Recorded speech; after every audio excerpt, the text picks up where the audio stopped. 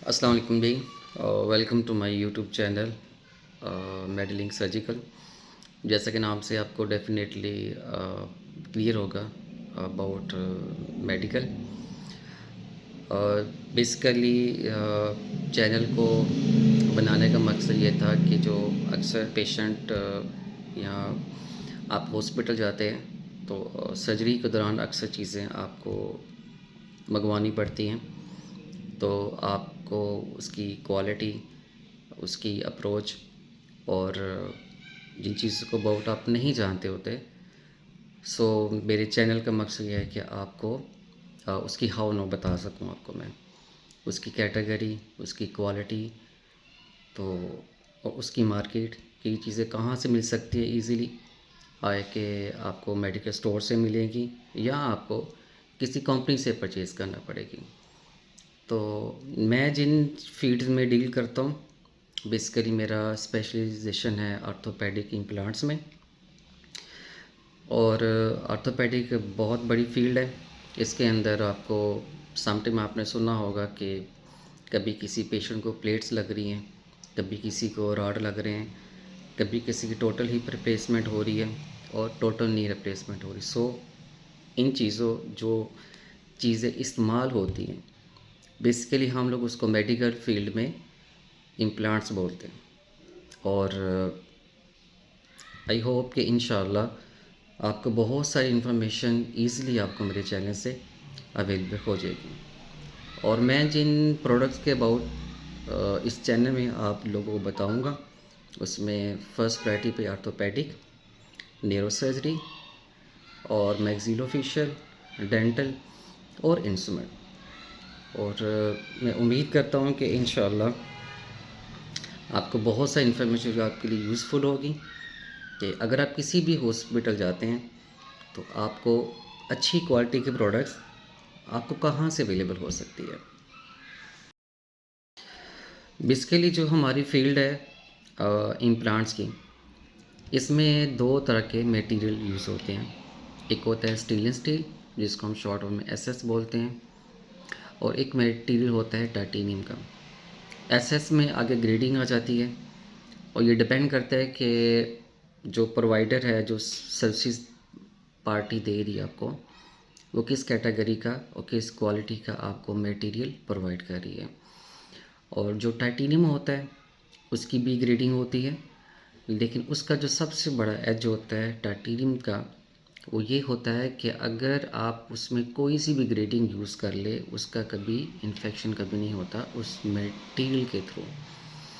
अब अगर stainless steel अगर आप इम्प्लांट यूज़ करते हैं, उसमें ये होता है कि अगर वो उसकी ग्रेडिंग इतनी अच्छी नहीं है, फ़र्ज़ करें जो रिकमेंडेशन आती है इंटरनेशनली, और उसको जो मैन्युफैक्चरर्स हैं अगर उसको वो अडॉप्ट नहीं करते, तो कुछ अर्से बाद जाके वो जो प्लेट्स या जो रॉड जो पेशेंट की बॉडी में लगा होता है, वो इन्फेक्शन हो जाएगा उसका।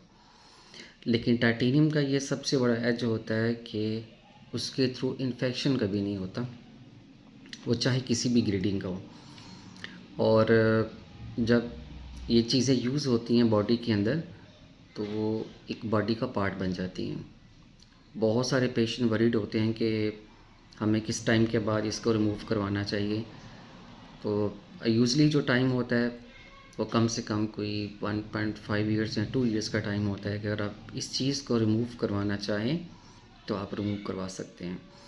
अगर आप नहीं भी रिमूव करवाते तो उससे कोई मैटर नहीं करता, और वो आपकी बॉडी का पार्ट बन जाता है। अब एक्चुअली जो हमारी फील्ड है ये इम्प्लांट्स की, ये बहुत हेड्स फील्ड है।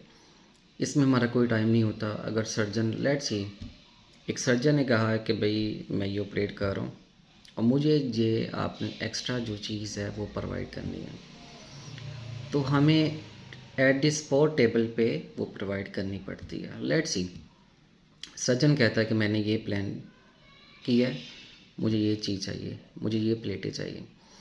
हो सकता है कि वो जब फ्रैक्चर ओपन करे तो वो डिमांड करे कि नहीं भी मुझे ये भी साथ एक्स्ट्रा चीज़ चाहिए। तो हम बाउंड होते हैं कि एट द स्पॉट वो हमने जो प्लेट्स हैं या स्क्रूज़ हैं वो हमने उनको प्रोवाइड कर दी है। और इसमें ये भी होता है कि सर्जन लेट्स सी समटाइम अगर वो केस कर रहा है लेट नाइट और वो डिमांड करते हैं रात को 12 बजे 1 बजे कि मुझे ये वाला सामान चाहिए, तो हमें जो है नींद से उठ के वो सम टाइम इमरजेंसी में जाना भी पड़ता है कि सर्जन जो है वो ऑपरेट कर रहा है और कोई पेशेंट जो है वो सफ़र ना हो। तो बाकी इंशाल्लाह आपको चीज़ें और भी बताएंगे फील्ड में। और हमारी फील्ड के अंदर जो भी कंपनीज़ यहाँ पे काम करें वो सभी ही प्राइवेट कंपनीज़ होती हैं। वो जो चीज़ भी प्रोवाइड करती है थिएटर में या पेशेंट को हैंड ओवर करते हैं, तो पेशेंट बाउंड होता है, उसकी जो कॉस्ट होती है या जो भी प्राइस कंपनी ने डिसाइड की होती है उसने पे करनी होती है। तो वो कंपनी का जो नुमाइंदा होता है वो उसको एक दिन पहले इन्फॉर्म कर देता होता है कि भाई आपकी ये चीज़ आनी है, इसकी ये कैटेगरी है, आपने अगर इस क्वालिटी की लगवानी इसकी ये प्राइस है। मीन्स कि आपको पेशेंट के अटेंडेंट को एक दिन पहले इन्फॉर्म कर दी जाता है बिफोर ऑपरेशन डे कि भाई ये चीज़ आपकी आ रही है और आपने इसकी इतनी पेमेंट हमें करनी है और वो पेशेंट ने करनी होती है ऑन पेड स्पॉट।